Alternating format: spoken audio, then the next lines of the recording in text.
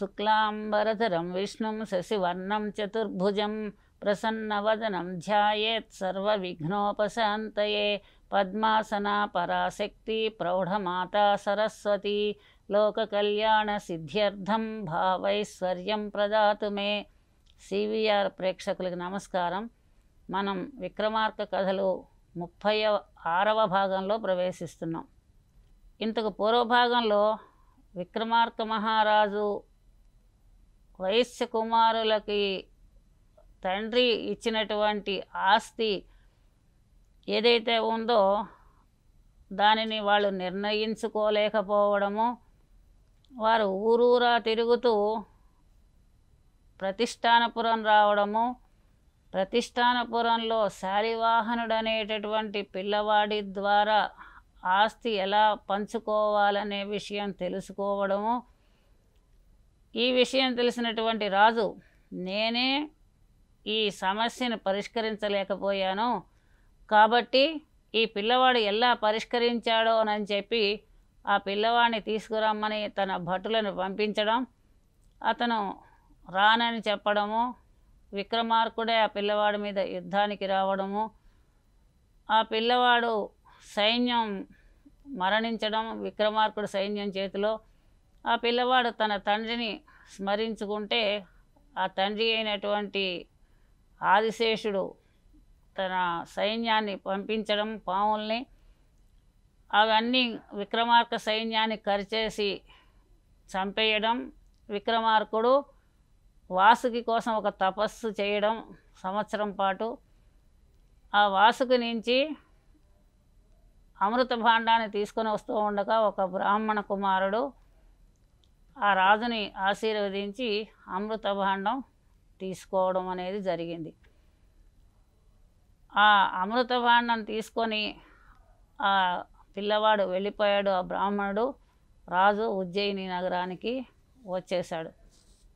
సరే రాజా, ఇంత గొప్పతనం నీలో ఉంటే నువ్వు సింహాసనం ఎక్కగలవు, లేదంటే ఎక్కలేవు అని చెప్పి ఆ బొమ్మ భోజరాజుని అడ్డగించింది. సరే భోజుడు కూడా నాకు ఇంత గొప్పతనం లేదు అని చెప్పేసి వెళ్ళిపోయాడు. ఇలా ఇంకా కొంతకాలం జరుగుతోంది. ఇలా జరుగుతూ ఉండగా ఒకనాడు రాజు సభ తీర్చుకొని సభలో మంత్రులు, పురోహితులు, దండనాథులు మొదలైనటువంటి పెద్ద పెద్ద వాళ్ళందరితోటి కూడా సమావేశంలో ఉన్నాడు. ఇలా ఉండగా అక్కడికి ఒక జ్యోతిష పండితుడు వచ్చాడు. వచ్చి ఆ రాజుని ఆశీర్వదించాడు. అన్ని గ్రహాలు నీకు అనుకూలంగా ఉండుగాక అని. జ్యోతిషుడు కాబట్టి గ్రహాలని ఉద్దేశించి ఆయనకి ఆశీర్వచనం ఇచ్చాడు. మనకి ముఖ్యంగా మన భారతీయులకి జ్యోతిష శాస్త్ర ప్రకారంగానే అన్ని కార్యక్రమాలు మనం నిర్వహించుకుంటూ ఉంటాం. సూర్యోదయం నుంచి సూర్యాస్తమయం వరకు, ఇంతేకాకుండా కాలం అంతా కూడా మనం పంచాంగము ద్వారానే మనం నడుస్తూ ఉంటుంది. మన జీవన విధానం పంచాంగం ద్వారానే నడుస్తూ ఉంటుంది. పంచాంగం అంటే తిథి, వార, నక్షత్ర, యోగ, కరణాలు, వీటిని అనుసరించి, నవగ్రహాలను అనుసరించి, ద్వాదశ రాసులను అనుసరించి ఆ నమ్మకం మీదే మనం జీవన విధానం నడుపుకుంటూ ఉంటాం. ఏదైనా ఒక విషయం కలిసి రాలేదు అని అంటే, ఉద్యోగం కలిసి రాలేదు, చదువు కలిసి రాలేదు, పెళ్ళి కలిసి రాలేదు, ఇల్లు కట్టుకోలేకపోతున్నాం, ఏదైనా ఈ విషయాలు, అనేకమైన విషయాలు మానవుడికి సంబంధించినవి ఆటంకాలు కలిగితే మనం ఒక జ్యోతిష పండితుడి దగ్గరకు వెళ్ళి అతని మా జాతక ఫలితం ఎలా ఉంది, మాకు ఏమన్నా గ్రహ దోషాలు ఉన్నాయా, ఒకవేళ ఉంటే వాటికి మేమేమి శాంతులు చేసుకోవాలి అని చెప్పి మనం అడుగుతూ ఉంటాం. అలాగే మన నక్షత్రాన్ని బట్టి మనం పుట్టినటువంటి తిథిని బట్టి వాళ్ళు ఏవో చక్రాలు వేసి దాన్ని బట్టి మనకి ఏ దోషం ఉందో ఆ దోషానికి ఏ ఏ పరిహారాలు చేయాలో చెప్తూ ఉంటారు. శనికి నూనె అభిషేకం చేయమని, నువ్వులతోటి అభిషేకం చేయమని, నువ్వులు దానం ఇవ్వమని, నల్లని గుడ్డలు ఇవ్వమని చెప్పి, అలాగే సూర్యుడికేమో కందులు దానం చేయమని, ఇలా రకరకాలుగా ఒక్కొక్క గ్రహానికి ఆ దోషాలను అనుసరించి దాన ధర్మాలు చేయమని చెబుతూ ఉంటారు. జపాలు తపాలు చేయమని చెబుతూ ఉంటారు. అలాగే మనకి ఉగాది పండుగ నాడు పంచాంగ శ్రవణం అనేది చేస్తూ ఉంటారు. ఉగాదికి పంచాంగ శ్రవణానికి సంబంధం ఏమిటి అని మనం ఆలోచిస్తే, తెలుగు వారి జీవితము పంచాంగం ప్రకారం జ్యోతిష ప్రకారం నడుస్తుంది అని మనం అనుకుంటున్నాం. కాబట్టి ఉగాది చైత్రశుద్ధ పాడ్యమి నుంచి ప్రారంభం అవుతుంది. కాబట్టి ఆ తెలుగు నెలల ప్రకారం ఆ సంవత్సరం అంతా ఏ పంటలు పండుతాయి, ఎప్పుడు వానలు కురుస్తాయి, ఎప్పుడు గ్రహణాలు వస్తాయి, ఎప్పుడు కుంభమేళాలు వస్తాయి, ఎప్పుడు మళ్ళీ ఈ నదులకి పుష్కరాలు వస్తాయి. జ్యోతిష పండితుడు కాబట్టి ఈ రాజుగారి దగ్గరకు వచ్చి నీకు అన్ని గ్రహాలు అనుకూలించాలి అని చెప్పి దీవించాడు. ఆ రాజు సంతోషించి, స్వామి ఈ సంవత్సరం మా దేశంలో వానలు ఎలా పడతాయి అంటే, ఎలా పడతాయంటే ఆకాశం నుంచి పడతాయి, అది వేరే విషయం, మేఘాల నుంచి, అది కాదు. అక్కడ ఎక్కువ వస్తాయా రావా, అతివృష్ట అనావృష్ట అనేటటువంటి విషయాన్ని చెప్పమని అడిగాడు. అడిగేసరికి ఆ జ్యోతిష పండితుడు చెప్తున్నాడనమాట. ఈ సంవత్సరానికి రాజు రవి, మంత్రి మంగళుడు అంటే అంగారకుడు, రాజ్యాధిపతి శని. ఇంతేకాకుండా అంగారకుడు రోహిణీ నక్షత్రాన్ని, రోహిణి నక్షత్రము బండి ఆకారంలో ఉంటుందట, ఇటువంటి నక్షత్రాన్ని భేదించి ముందుకు వెడతాడు అని చెప్పి చెప్తూ, శనైశ్చరో భౌమశ్చ రోహిణి శకటం భీత్వా యాస్యతః తస్మాత్ సర్వదా అనావృష్టిరాసీత్. శని బండి ఆకారంలో కలిగినటువంటి రోహిణి నక్షత్రాన్ని పగలగొట్టేసి ముందుకు వెళ్ళిపోతాడు కనుక మీ దేశంలో అనావృష్టి కలుగుతుంది. అంటే వర్షాలు కురవవు, వర్షాలు కురవకపోతే క్షామం ఏర్పడుతుంది, పంటలు పండవు, తాగడానికి నీళ్లు ఉండవు, తినడానికి తిండి ఉండదు అని చెప్పాడు. పైగా ఒక సంవత్సరమైనా అంటే 12 సంవత్సరాల పాటు మీ దేశంలో అనావృష్టి ఉంటుంది అని చెప్పి ఆ పండితుడు చెప్పాడు. చెప్పేసరికి ఆ రాజుకి వెంటనే కొంచెం బాధ అనిపించింది. 12 సంవత్సరాలు వర్షాలు పడకపోవడం అంటే ఇంకా భూమి మీద ఏ జీవి ఉండదు, సర్వనాశనమే. కనుక ఆ రాజు వెంటనే మరి దీనికి పరిష్కారం ఏం చేయాలి, గ్రహశాంతులు ఏం చేయాలో చెప్పమని చెప్పి అడిగాడు. అడిగేసరికి ఆ జ్యోతిష పండితుడు కూడా నవగ్రహ హోమం చెయ్యి అని చెప్పాడు. సరేనని చెప్పి ఆ రాజు మళ్ళీ మంత్రులు, పురోహితులు వీళ్ళందరినీ కూడా పిలిచి అక్కడ ఉన్నా కూడా మళ్ళా ఒక సమావేశం ఏర్పాటు చేసుకొని ఈ నవగ్రహ హోమం చేద్దాము అని చెప్పి దానికి తగినటువంటి సంభారాలు తెప్పించాడనమాట. ఇప్పుడు మనకు కూడా ఎక్కువ ఎండలో ఈ వర్షాలు కురవకపోతే మన వాళ్ళు ఏం చేస్తారంటే విరాట పర్వం చదివితే వర్షాలు కురుస్తాయని చెప్పి అంటూ ఉండేవారు ఒకప్పుడు. వర్షాలు పడట్లేదర్రా, వర్షాకాలం వచ్చేసింది కానీ వర్షాలు రావట్లేదు, విరాట పర్వం చదవండి, విరాట పర్వం చదివితే వర్షాలు పడతాయని ఒక నమ్మకం. ఇంతేకాకుండా కప్పని ఊరేగించేవారు, కప్పని ఊరేగిస్తే కూడా వర్షాలు పడతాయని ఒక నమ్మకం మనకి ఉండేది. అలాగే పెద్ద వర్షం పడకపోయినా సన్నని చినుకులైనా కానీ పడేవి. అలాగే వరుణ యాగాలు చేయడం, ఇవన్నీ కూడా వానదేవుణ్ణి ఉద్దేశించి చేసేటటువంటి కార్యక్రమాలు.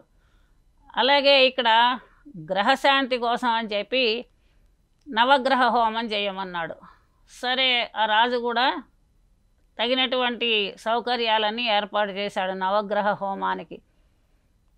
అంతా నవగ్రహ హోమం చేశారు, పూర్ణాహుతి కూడా చేశారు.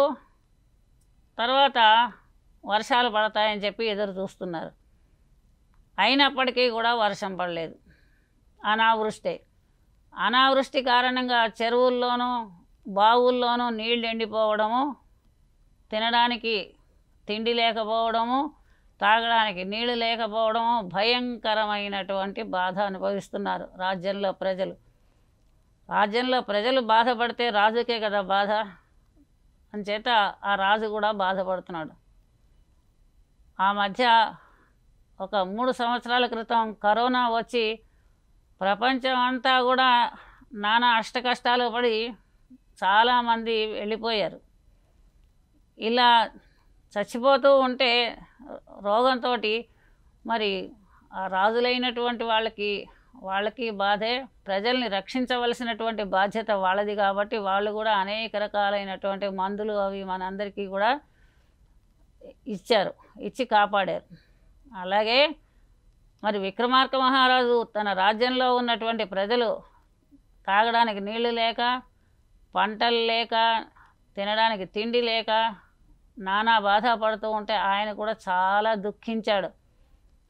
దుఃఖించి తన చేతుల్లో ఉన్నటువంటిది ఏదైతే ఉందో ఆ హోమం అనేది చేశాడు.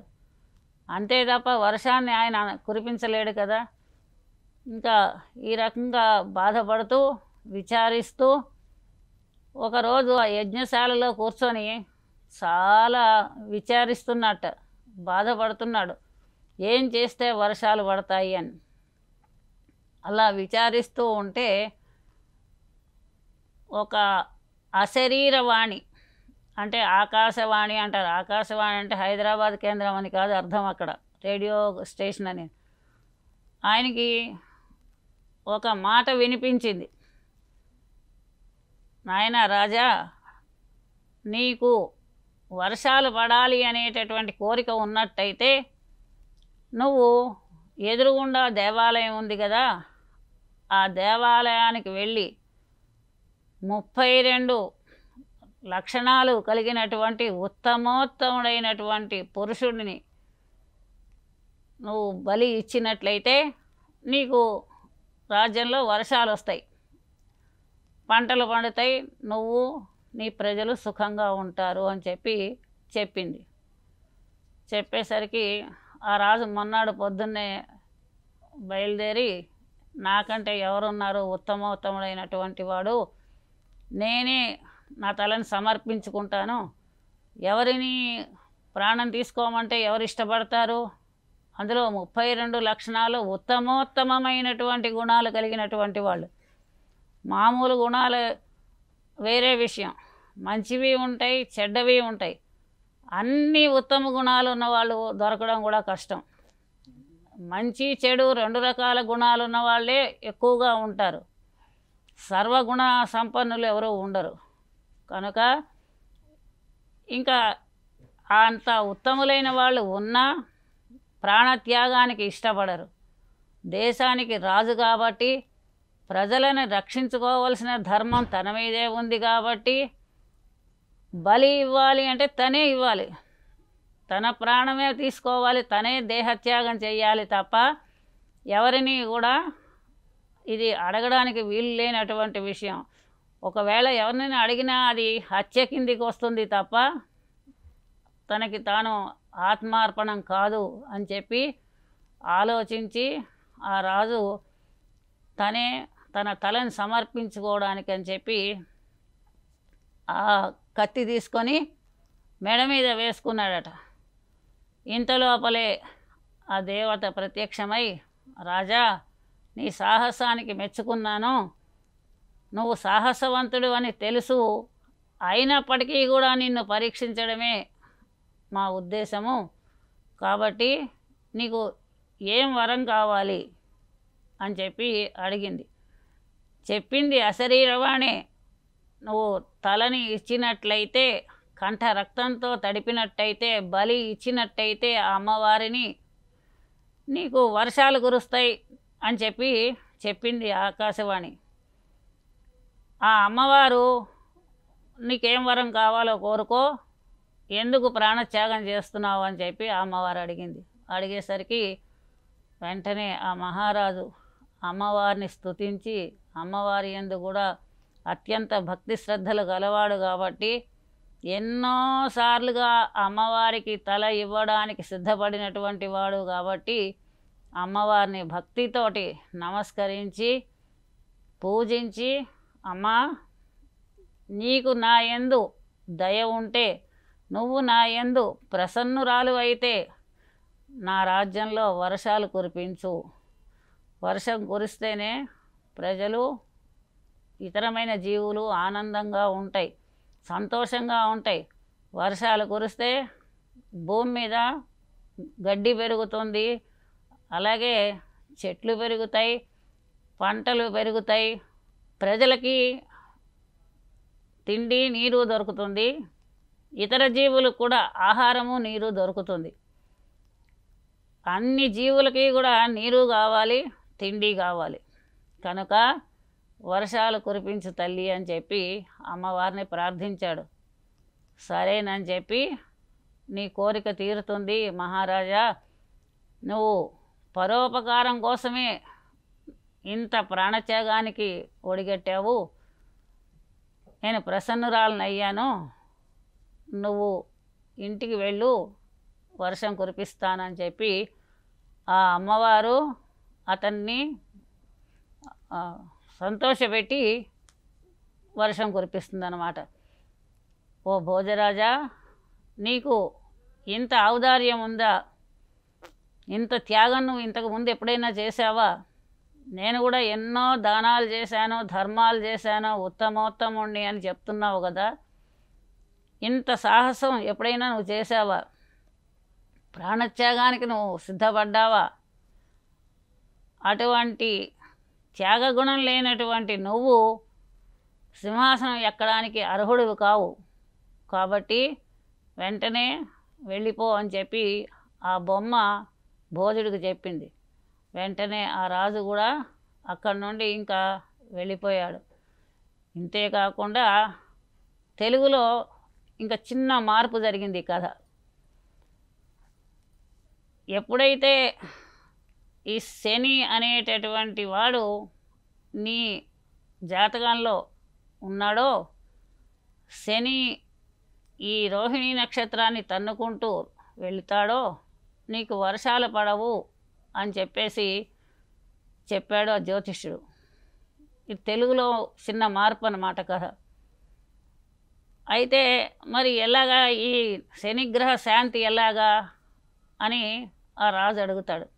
అడిగితే, నువ్వు నీ ధనుర్విద్య పాండిత్యంతో శనిగ్రహానికి ఏ దిక్కున వెడుతోందో అక్కడ నువ్వు నీ బాణాలతోటి ఆ మార్గాన్ని నిరోధించు ఆకాశంలో అని చెప్తాడనమాట రాజు. బాణాలతోటి ఆ శని మార్గాన్ని నిరోధించమని చెప్పి ఆ పండితుడు చెప్తాడు. కనుక ఈ ప్రకారంగానే ఆ విక్రమార్కుడు తన బాణాల పరంపరతోటి శని యొక్క మార్గాన్ని నిరోధిస్తాడు. నిరోధించినందువలన ఆ శని సంతోషించి, రాజా నీ అంత గొప్పవాడిని నేను చూడలేదు, గ్రహాల మార్గాన్ని అరికట్టేటటువంటి వాడిని నేను ఇంతవరకు చూడలేదు, నీ సాహసానికి సంతోషించాను, కనుక ఇక ఎప్పుడూ కూడా నీ రాజ్యంలో వర్షం అన్నది మానకుండా కురుస్తూ ఉంటుంది. అంటే ఎప్పుడూ కూడా అనావృష్టి అనేది నీ రాజ్యంలో ఉండదు, ఇది నేను ఇస్తున్నటువంటి వరం నీకు అని చెప్తాడు. శనైశ్చరుడు అని అంటారు. శని అనేటటువంటి పేరు వినగానే మనందరిలోనూ ఒక రకమైనటువంటి వణుకొచ్చేస్తూ ఉంటుంది. పైగా ఎవరినైనా మనం నిందించవలసినటువంటి సమయం వచ్చినప్పుడు శనిగాడు అని తిడుతూ ఉంటారు. శని అనేటటువంటి గ్రహము అది కూడా మంచి గ్రహమే. శనైశ్చరుడు ఆయనకి ఆ పేరు అన్నమాట. శనై చరతి ఇది శనైశ్చర. నెమ్మదిగా కదులుతుందట గ్రహం. అంటే తొందరగా పనులు కావు. ఆ శని జాతకంలో ఉన్నప్పుడు పనులు నెమ్మదిగా జరుగుతాయి, అంతే తప్ప పనులు కాకుండా ఉండవు. మిగిలిన గ్రహాలలో ఉన్నప్పుడు జరిగినటువంటి తొందరగా అయ్యే పనులు ఈ గ్రహం ఉన్నప్పుడు తొందరగా జరగవు. శనీశ్వరుడు అంటారు కానీ శనీశ్వరుడు కాదు, శనైశ్చరుడు. శనీశ్వరుడు అంటే శని ప్రతిష్ఠించినటువంటి శివలింగం. శనైశ్చరుడు అంటే నెమ్మదిగా నడిచేటటువంటి వాడు. ఇటువంటి శని అనేటటువంటి గ్రహం పట్టుకుంటే మానవులకే కాదు దేవుళ్ళకు కూడా కష్టాలు వచ్చాయని చెప్పి పెద్దవాళ్ళు చెప్తూ ఉంటే విన్నా. అది ఎలాగా అంటే ఒకసారి శని వెళ్ళి శివుడి దగ్గరికి నేను నిన్ను పట్టుకుంటున్నాను అన్నట్ట. నువ్వు నన్నేం పట్టుకుంటావు, నేను మీ అందరికంటే పెద్దవాడిని అని చెప్పి ఆ శివుడు ఆ శనితో చెప్పి ఆయన వెళ్ళి చెట్టు త్వరలో కూర్చున్నాడట. ఒక పెద్ద మర్రి చెట్టు ఉంటే ఆ చెట్టు త్వరలో కూర్చున్నట్ట.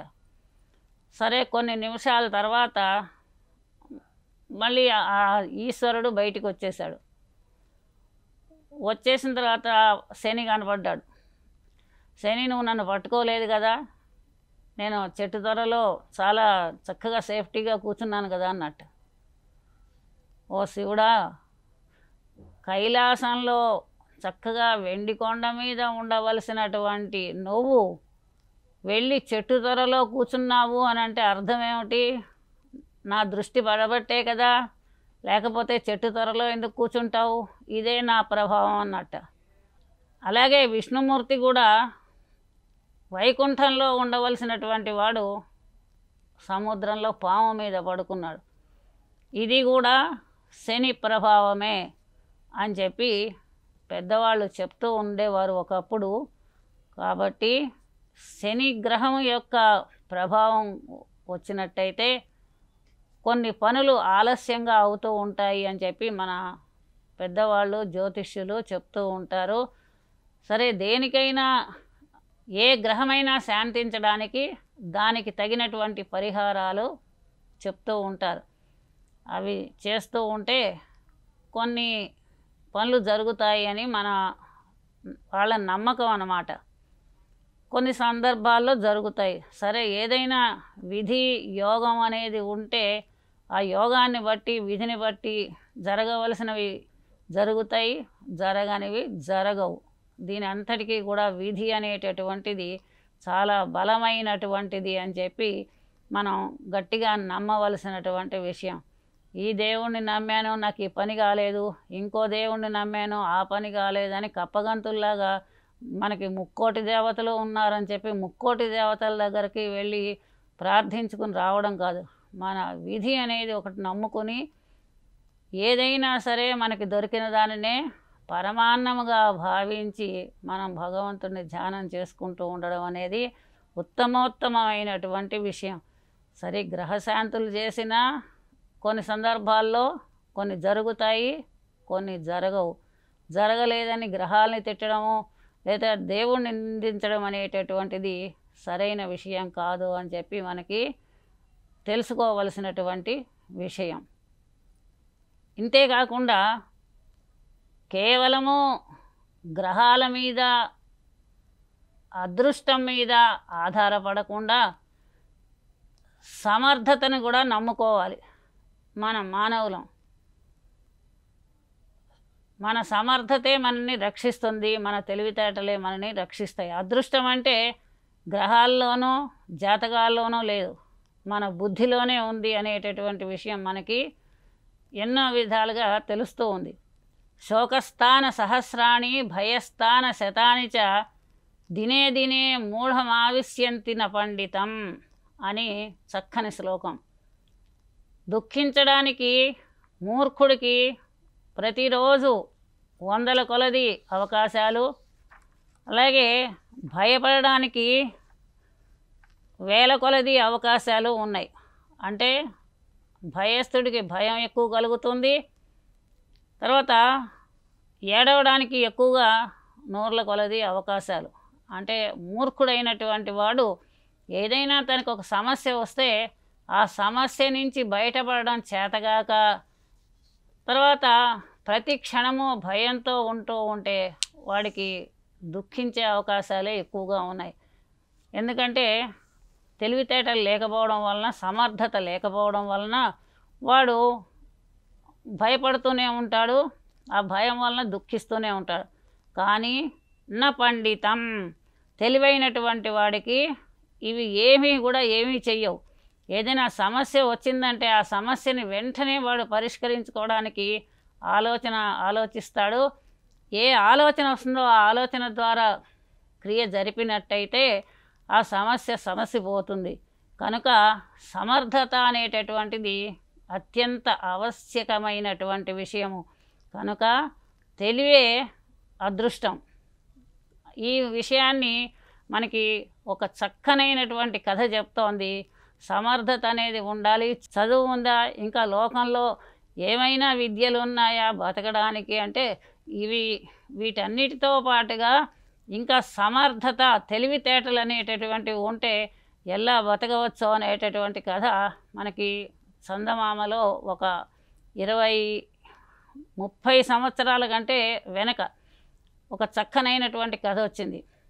ఒక ఊళ్ళో ఒక పిల్లవాడు ఉండేవాట. వాడికి తల్లి తండ్రి ఇద్దరు చచ్చిపోయారు. వాడు వాళ్ళ బామ్మ దగ్గర ఉంటున్నాడు.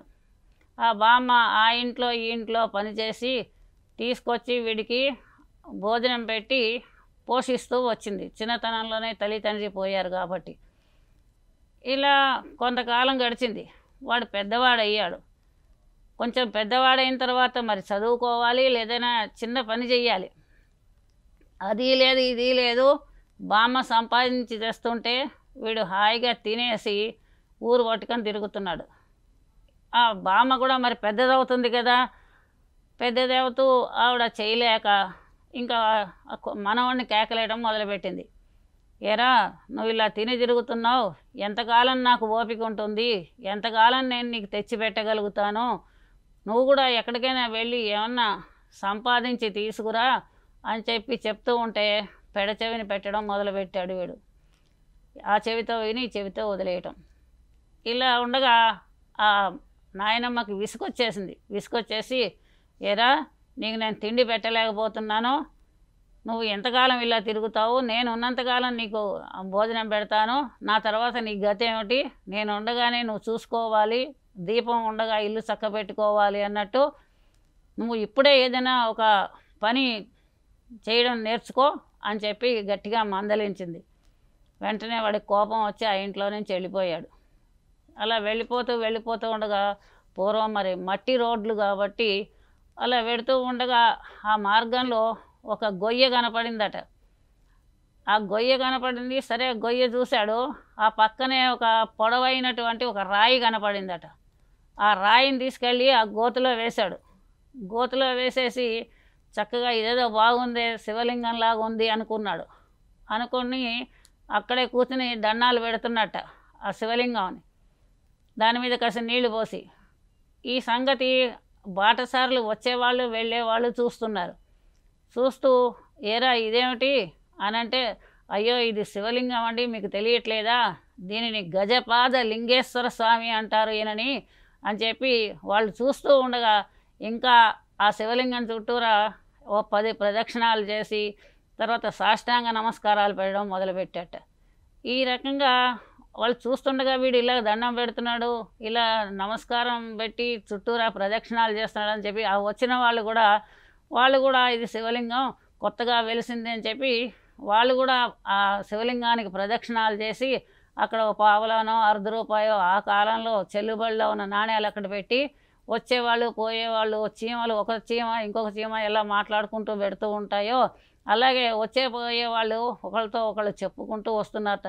ఇక్కడ గజపాద లింగేశ్వర స్వామి వెలిశాడు, శివుడు చాలా గొప్ప మంచి మహిమ కలిగినటువంటి వాడు, నేను ఆ దేవుణ్ణి దర్శనం చేసుకుని వస్తున్నాను అని చెప్పి ఒకళ్ళకొకళ్ళు చెప్తూ ఉంటే అలా ప్రతి వాళ్ళు రావడం, ఈ గజపాద లింగేశ్వర స్వామికి దర్శనం చేసుకొని ఆయనకి ప్రదక్షిణాలు చేసి అక్కడ వాళ్ళకి తోచింది డబ్బులు పెట్టేసి పోవడం, ఇలా ఉండగా అది ఒక ప్రసిద్ధమైనటువంటి క్షేత్రం అయిపోయి బాగా వీడికి డబ్బులు వచ్చేసాయన్నమాట. చక్కగా అక్కడ గుడి కట్టేశాడు, చక్కగా దేవుళ్ళు ప్రత్యక్ష చేసేసాడు. చక్కగా వస్తూ పోతున్న వాళ్ళు చాలా రద్దీ ఎక్కువైపోయింది. వీడు అక్కడ ఉంటున్నాడు, హాయిగా దేవుడికి ప్రసాదం పెడుతున్నాడు, వాడు తింటున్నాడు, చాలా సంతోషంగా ఉంటున్నాడు. రేపటి భాగంలో మిగిలినటువంటి కథ చెప్పుకుందాము. నమస్కారం.